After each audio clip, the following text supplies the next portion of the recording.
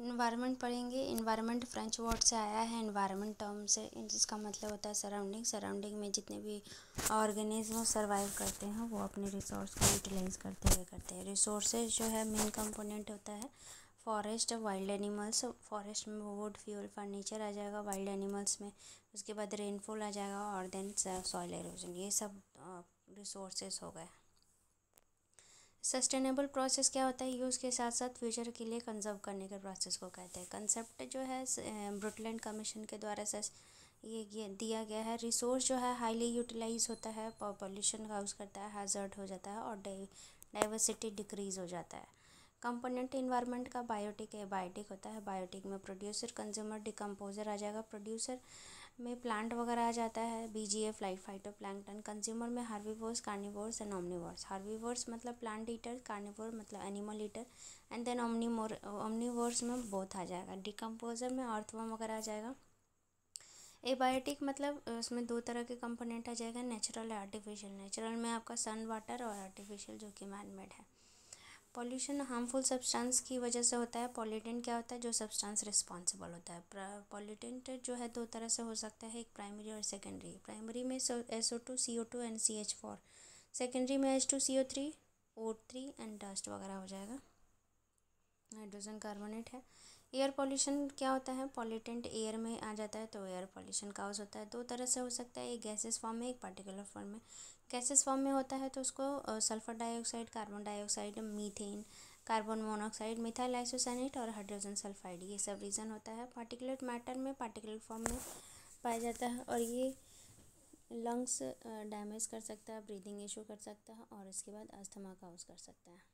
Air pollution का reason होता है, पहला जो है प्राइमरी पोल्यूटेंट में देखेंगे सल्फर डाइऑक्साइड से क्या होता है, वो स्मोक करने की वजह से होता है, फ्यूल बर्निंग में होता है, फैक्ट्री स्मोक से ये सब रिलीज़ होता है। इसका काउज क्या होता है? ईचिंग, आँखों में ब्रीदिंग प्रॉब्लम होता है। लाइकेंस डैमेज हो जाएगा, क्योंकि लाइकेन हम लोग जानते हैं कि पोल्यूशन इंडिकेटर होता है, जहाँ भी पोल्यूशन रहेगा वहाँ पर लाइकेन नहीं पाया जाएगा। ऑक्सीडाइज करता है सल्फ़र को और एसिडिक रेनफॉल होता है। मथुरा रिफाइनरी जो है स्मोक इसी वजह से, इसी ट्रेंड की वजह से हुआ था, जिसमें ताजमहल का कलर चेंज हो रहा है।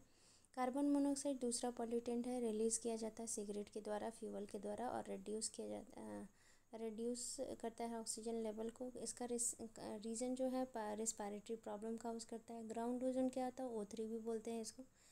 इसका जो है स्प्रे प्रोडक्ट में पाया जाता है। इसके बाद नाइट्रस ऑक्साइड जो इसका कॉम्बिनेशन है वो भी इसका फार्मूला है नाइट्रस ऑक्साइड, देन आपका कार्बन कंपाउंड। इसके बाद जो है इसका जो काउज है वो विजिबिलिटी करता है, रिस्पायरेशन प्रॉब्लम करेगा, इचिंग इन आइज करेगा। मिथाइल आइसोसाइनेट क्या होता है? ये भोपाल ट्रेजेडी में आपको इसका लीक हुआ था 1984 में, जिसका असर आज तक देखा जाता है। H2S क्या होता है? पॉइजनस रिलीज, ये रिलीज़ किया जाता है वोल्केनिज्म के द्वारा और ये रिस्पायरेटरी प्रॉब्लम काउज करता है, मतलब सांस लेने में दिक्कत हो सकती है। पार्टिकुलेट मैटर तो जो दूसरा काइंड का सेकेंडरी पॉल्यूटेंट में आएगा, इसका मतलब टाइनी पार्टिकल जो कि एयर में प्रेजेंट है। पहला है क्लोज, ये क्या करता है? क्लोज कर देता है स्टोमाटा का, जिससे कि आपका जो प्लांट है फोटोसिंथेसिस नहीं कर पाते हैं। रेस्पिरेटरी प्रॉब्लम करता है, कंडेंसेशन इफेक्ट होता है। इसमें PM10 और PM2.5 PM10 प्लस जो है वो बॉडी के अंदर नहीं एंटर करता है। PM10 जो है एंटर कर लेता है और PM2.5 सबसे ज़्यादा डेंजरस है, जो कि लंग्स में एंटर करता है। पार्टिकुलेट मैटर 2.5 इसको कहेंगे। वाटर पोल्यूशन अब आते हैं, ये हार्मफुल सब्सटेंस अगर वाटर में पाया गया तो वाटर पोल्यूशन हो गया। इसका काउज क्या हो जाता है? सीवेज प्रॉब्लम हो जाता है, फैक्ट्रीज जहाँ से रिलीज़ होता है, फैक्ट्रीज वगैरह से वार्म वाटर जो रिलीज़ होता है, ऑर्गेनिज्म एक्सपायर कर जाते हैं केमिकल की वजह से, वाटर पोल्यूट होता है, वेस्टेज होता है मेडिकल प्रोडक्ट का, वो सब इकट्ठा हो गया, प्लास्टिक प्रोडक्ट, ये सारे जो है रीज़न है वाटर पॉल्यूशन के। इम्पैक्ट क्या होता है? जो डिज़ोल्व ऑक्सीजन है वो डिक्रीज़ हो जाता है। डिज़ोल्व ऑक्सीजन डिक्रीज़ होने की वजह से बायोलॉजिकल ऑक्सीजन डिमांड बढ़ जाता है। बायोलॉजिकल ऑक्सीजन डिमांड क्या होता है? वो आपका अमाउंट ऑफ ऑक्सीजन जो है वो जो कि रिक्वायर किया गया है ऑर्गेनिज्म के द्वारा, ताकि वो ऑर्गेनिक ताकि वो जो अमाउंट ऑफ ऑक्सीजन जो कि रिमूव करने के लिए इस्तेमाल किया जाता है ऑर्गेनिक वेस्ट को, जो कि बायोलॉजिकल प्रोसेस है। उसी तरह केमिकल का रिक्वायरमेंट वो अब तुम्हारा केमिकल ऑक्सीजन डिमांड ये इंपॉर्टेंट है। डिज़ोल्व ऑक्सीजन अगर घटेगा तो इसका मतलब बीओटी बढ़ जाएगा। अगर पानी में जब ऑक्सीजन नहीं है तो इसका मतलब वहाँ पे ऑक्सीजन की डिमांड बढ़ेगी, इसका मतलब बायोलॉजिकल ऑक्सीजन डिमांड बढ़ गया, तो ये बढ़ गया, इसका मतलब पॉल्यूशन हो रहा है। और उसी तरह डिज़ोल्व ऑक्सीजन, अगर ऑक्सीजन पानी में भरपूर मात्रा में है तो उसका डिमांड तो बढ़ेगा नहीं, तो बीओटी डिक्रीज करेगा, इसका मतलब ये पॉल्यूशन नहीं होगा। ठीक है, ये आपका पॉल्यूशन के बारे में था। नेक्स्ट है हमारा सीओडी क्या होता है। सीओडी जैसे अभी हमने बीओडी पढ़ा है, उसी तरह केमिकल ऑक्सीजन डिमांड जो होता है ये ऑक्सीजन रिक्वायर करता है, जो कि ऑर्गेनिक वेस्ट को कम करने के लिए, ताकि ऑर्गेनिक वेस्ट का रिमूवल हो सके बाय केमिकल प्रोसेस। इसका काउज क्या होगा, कोलेरा हैज़ा टाइफाइड डायसेंट्री मिनीमाटा, ये सब इसका काउजल है। आर्सेनिक पॉल्यूशन काउज करता है और ये कैंसर स्पॉटिंग भी है। नेक्स्ट है नोट, वाटर पॉल्यूशन जो है उसका कंट्रोल प्रिवेंटिव एक्ट 1974 में आया था, 2012 में आया, और ईपीए जो है आपका 1986 में आया। वाटर पॉल्यूशन कंट्रोल एक्ट ये सब 74, national water policy 2012 and environment protection act 1986। Noise pollution क्या होता है। नॉइज़ पॉल्यूशन साउंड इंटेंसिटी, इसका मेज़र किया जाता है डेसिबल में। इसका 190 डेसिबल जो हाईएस्ट उसका इंटेंसिटी होता है वोल्केनिज्म। ये काउज क्या करते हैं, industrial areas, transport, loud speaker, high volume music. Impact क्या पड़ता है, irritation, hearing problem, BP high हो जाता है, हार्ट अटैक आ सकता है। साउंड अवेलेबल जो साउंड होता है 85 dB होता है, इससे ऊपर अगर गया तो मतलब सुनने का क्षमता नहीं रहेगा। मोस्ट नॉइज़ पॉल्यूशन जो होता है आपका ढाका और बांग्लादेश में देखा गया है। नेक्स्ट है आपका प्लास्टिक पॉल्यूशन क्या होता है। ये जो कि पॉलीमर की वजह से होता है, ये डिस्ट्रॉय नहीं किया जा सकता। ये क्या करते हैं, सॉइल फर्टिलिटी को डिक्रीज़ कर देते हैं। क्यों, क्योंकि इसकी वजह से डिकम्पोजर जो होता है जैसे अर्थ वगैरह वो मर जाता है, और ये ऑक्सीजन का लेवल डिक्रीज़ कर देता है पानी में और ओशन में। प्लास्टिक जो है माइक्रो प्लास्टिक इस तरह फूड चेन बना लेता है और ऑर्गेनिज्म को कैंसर का भी एक वन ऑफ द रीज़न है। 2021 में एनवायरनमेंट डे सेलिब्रेट किया गया था 5 जून को। इसका थीम था बीट प्लास्टिक पॉल्यूशन। 2023 में इसका थीम था सॉल्यूशन टू प्लास्टिक पॉल्यूशन, और ये बांग्लादेश 2002, इंडिया में 2016 में ये किया गया। नेक्स्ट आते हैं इकोलॉजी और इकोसिस्टम क्या होता है। इकोलॉजी जो है आपको ये टर्म दिया गया अर्नस्ट हैकल के द्वारा, इकोसिस्टम आपका एजी ट्रांसले के द्वारा दिया गया। Study relationship between abiotic and biotic और एबायोटिक फैक्टर को कहते हैं इकोलॉजी। ठीक है, ये टर्म अर्नस्ट हैकल ने किया है इकोलॉजी को, क्योंकि एल है तो इकोलॉजी ऐसे याद कर सकते हो। सबसे पहला जो स्मॉलेस्ट यूनिट होता है पॉपुलेशन, और उसके बाद community, and then ecosystem, and then biome, then biosphere. सबसे लार्जेस्ट यूनिट बायोस्फीयर होता है, सबसे स्मॉलेस्ट यूनिट पॉपुलेशन होता है, कम्युनिटी बीच का, और बेसिक यूनिट इकोसिस्टम को कहते हैं। नेक्स्ट है हम लोगों का ट्रॉपिकल लेवल क्या होता है। ट्रॉपिकल लेवल हर एक लेवल पे आपका ट्रॉपिकल लेवल क्या होता है। लेवल फर्स्ट प्रोड्यूसर होता है, second herbivores, third carnivore and fourth omnivores है। हार्बिवोर में प्लांट होते हैं, काऊ होगा आपका हार्बिवोर में, प्रोड्यूसर में प्लांट, एंड देन कार्निवोर में लायन एंड ह्यूमन, और ओमनिवोर में आ जाएगा। इसमें हर लेवल पे ट्रांसफ़र एनर्जी का होता है 10%। इसी को लिंडमैन इफेक्ट कहते हैं, और ये 10% एनर्जी ट्रांसफ़र रूल भी कहा जाता है। फूड चेन दो तरह के होते हैं, इसमें ग्रेजिंग फूड चेन होता है, डेट्राइटस में डिकम्पोजर स्टार्ट करता है फूड चेन को, ग्रेजिंग में हार्बिवोर स्टार्ट करता है फूड चेन को। ठीक है, तो ये दो तरह के आपके फूड चेन हो गए। नेक्स्ट है हम लोग पिरामिड देखेंगे। पिरामिड क्या होता है। पिरामिड से हम लोगों को पता चलता है कि एनर्जी किधर से किधर ट्रांसफ़र हो रहा है। तो एनर्जी हमेशा पिरामिड अपराइट होता है, लेकिन कुछ कुछ एक्सेप्शन है इसके, देखेंगे।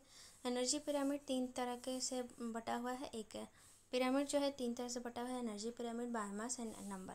एनर्जी हमेशा अपराइट रहता है, इसके लिए कुछ याद करने की ज़रूरत नहीं है, हमेशा अपराइट रहता है। बेस जो है हमेशा सबसे ज़्यादा रहेगा, और टॉप जो है एनर्जी कम रहेगा। बायोमास में क्या रहता है, ऑलवेज अपराइट, लेकिन यहाँ पर एक्सेप्शन है जो aquatic pond system.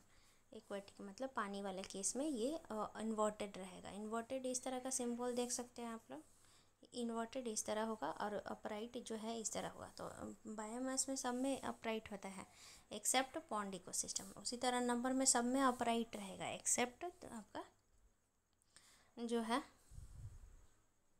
Parasitic food system. ठीक है, पैरासिटिक में यहाँ पर इन्वर्टेड रहता है और बायोमास में एक्वेटिक में मतलब पानी वाले केस में रहता है। और जो एनर्जी पिरामिड है उसमें हमेशा अपराइट रहता है। नेक्स्ट है बायोस्फीयर रिजर्व। क्या होता है इसमें को, एंड ये लार्जेस्ट यूनिट होता है, कंजर्वेटिव एरिया होता है जो कि 3 जोन में डिवाइडेड है। बायोडाइवर्सिटी, एक core zone, buffer zone and transition zone. Core zone क्या होता है, बायोडाइवर्सिटी सबसे ज़्यादा होती है यहाँ पर। बफर जोन में रिसर्च वगैरह चलता है और ट्रांजिशन जोन में everyone allowed to visit. Next ये जो WWF एक्ट आया था 1972 में, ये इम्पॉर्टेंट है। ग्लोबल लेवल कंजर्वेशन किया जाता है। मैप भी आया हुआ है जो कि 1971 में आया हुआ है। मैन एंड बायोस्फीयर रिजर्व करते हैं। टोटल अभी 11 बायोस्फीयर रिजर्व मैप लिस्ट में है और टोटल आपका 18 है। तो ये सब आपका जो है आपका बायोस्फीयर रिजर्व के अंतर्गत आएगा। बायोस्फीयर रिजर्व क्या होता है, बायोस्फीयर रिजर्व नीलगिरी में है, अगस्थमालाई, पन्ना, पंचमुड़ी ये सब MP में है। नीलगिरी आपका तमिलनाडु में है, अगस्थमालाई, पन्ना, पंचमुड़ी आपका केरला में है। नीलगिरी आपका तमिलनाडु में है, अगस्थमालाई केरला में, पन्ना और पंचमुड़ी आपका MP में है।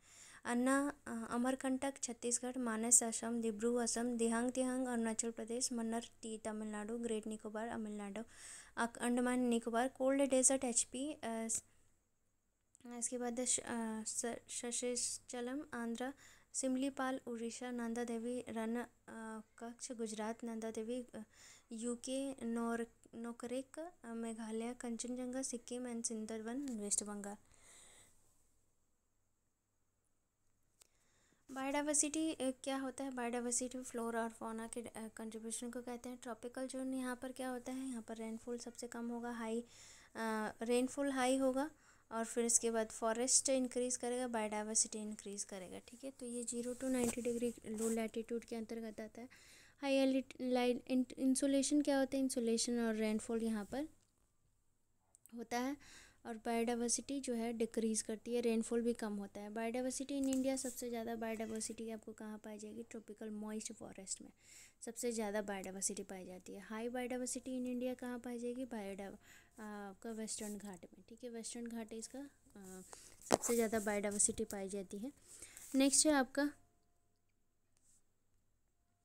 गोडविल कमेटी। क्या है इसमें, गोडविल कमेटी के अकॉर्डिंग बोला गया है कि 37% ऑफ जो वेस्टर्न घाट है उसको कंजर्व करना चाहिए और ये कस्तूरी रंगन कमेटी के अंदर रिकमेंड किया गया। कंजर्वेशन क्या होता है, कंजर्वेशन 2 तरह से होता है, in situ and ex situ. In situ conservation वो होता है कि लिविंग जो है कंजर्व्ड, इन सिटू में ये होता है कि जो ऑर्गेनिज्म है उसके स्पेस में ही उसको कंजर्व किया जाता है जो वहाँ पर रहते हैं। इसको याद कर सकते हैं, नागपुर जाकर BR अम्बेडकर वाइल्ड हो गया तो वाइल्ड लाइफ सेंचुरी हो जाएगा, biosphere reserve and national park, ये सब आपका इन सिटू में आ जाएगा। एक्स सिटू में आपका आएगा बॉटनिकल गार्डन, जू, ये सब आ जाएगा आपका एक्स सिटू में। ठीक है, मूव करते हैं आगे। नेशनल पार्क क्या होता है, ये भी जैसे बायोस्फीयर रिजर्व वैसे ही आपका नेशनल पार्क है। ये आपका सेंट्रल, उसमें कुछ भी रूल्स वगैरह है तो सेंट्रल डिसाइड करेगा, स्टेट जो है रेगुलेशन करता है। ठीक है, यहाँ पर first national park heli national park है जो कि 1936 में आया हुआ है। और उसके बाद जिम कॉर्बेट नेशनल पार्क है जो कि रामसर रामगंगा के नाम से भी जाना जाता है। फेमस किस लिए है, टाइगर रिजर्व के लिए। First largest national park Hemis national park है, स्मॉलेस्ट है South Button island, and then total आपका 106 नेशनल पार्क है। ये सब इम्पोर्टेंट था।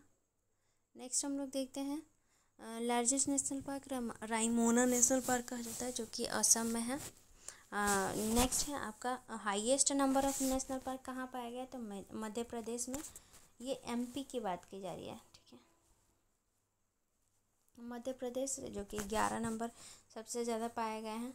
ये सब इम्पोर्टेंट है, कहाँ कहाँ क्या पाया जा रहा है। माइनस दिब्रू सिखोबा, काजीरंगा, रायमोना, ये सब असम में, दिहांग दिहांग अरुणाचल प्रदेश में, सुंदरबन, जल्दापुर, बक्सा ये वेस्ट बंगाल में, इंटकी नागालैंड, क्लाउडेड लियोपार्ड त्रिपुरा, कैबुल मांझे आपका त्रिपुरा मणिपुर। देन आपका ये जो है क्लाउडेड लियोपार्ड वो फेमस है, त्रिपुरा में है।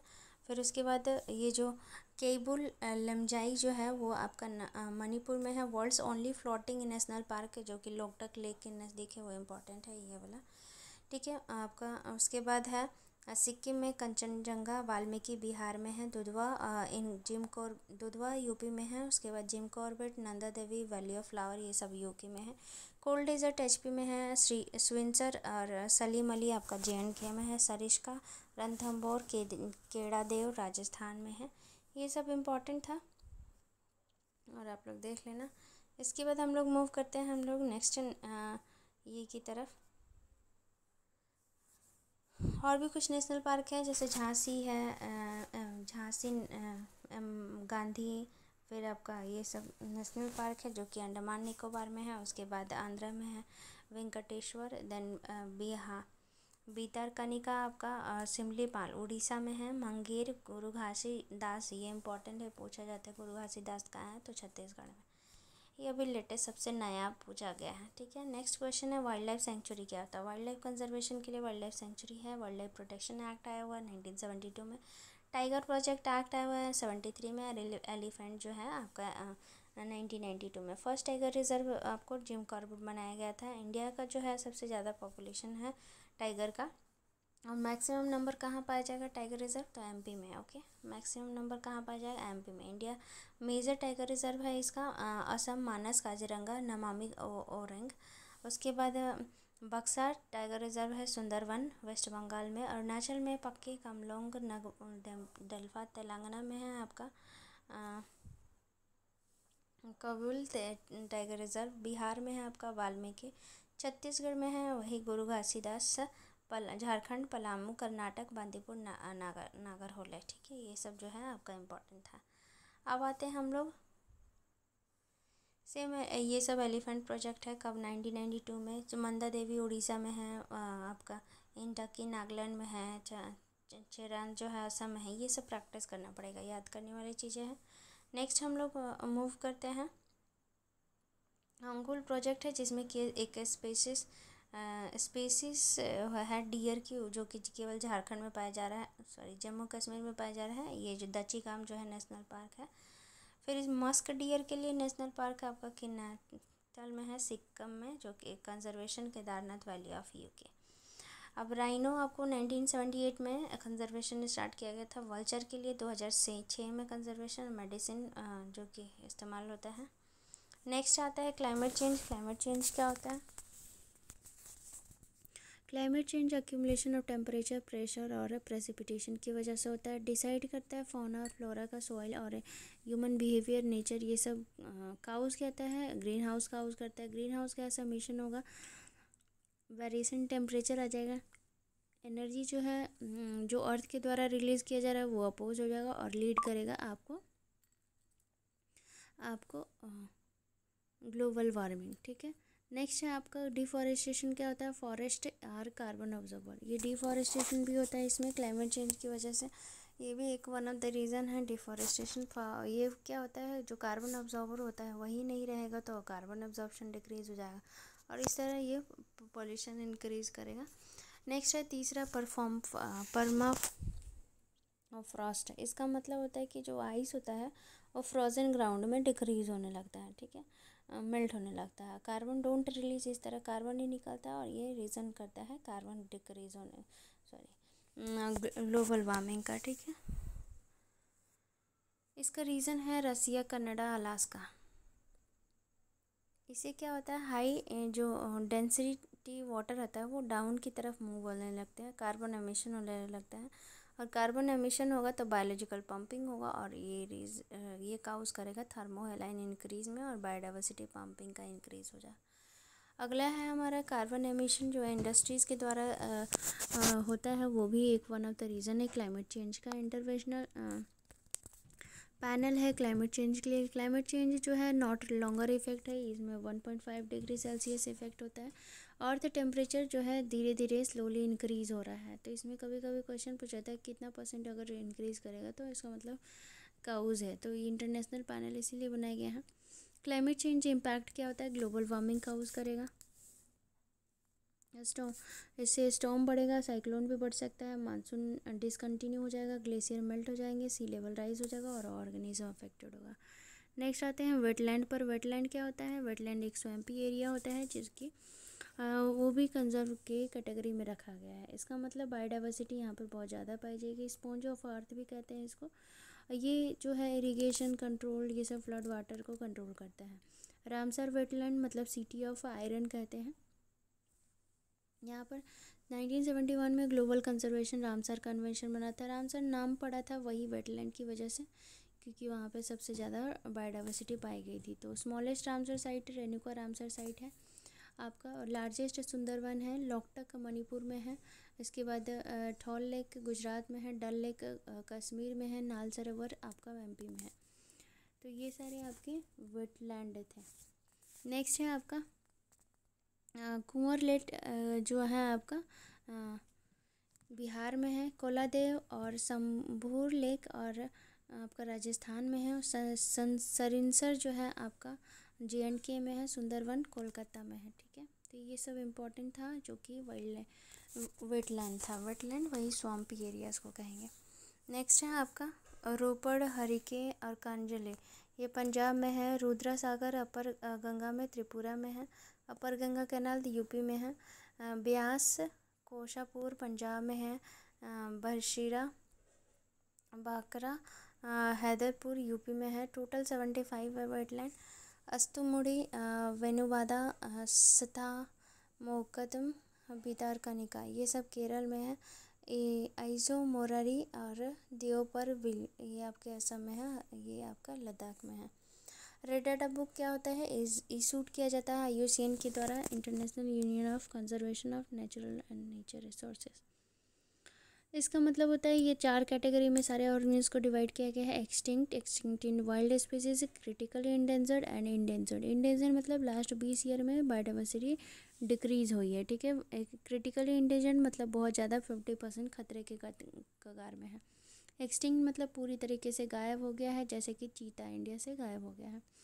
एक्सटिंक्ट इन वाइल्ड स्पीसीज मतलब near seen in forest only जू, मतलब कुछ एक पर्टिकुलर एरिया में पाए जा रहे हैं। 22 फरवरी को अर्थ डे मनाया जा रहा है। वेटलैंड डे 2 फरवरी को मनाया गया। 8 जून को ओशन डे। तो इस तरह आपका EVS का एक टॉपिक कंप्लीट हो गया। Thank you.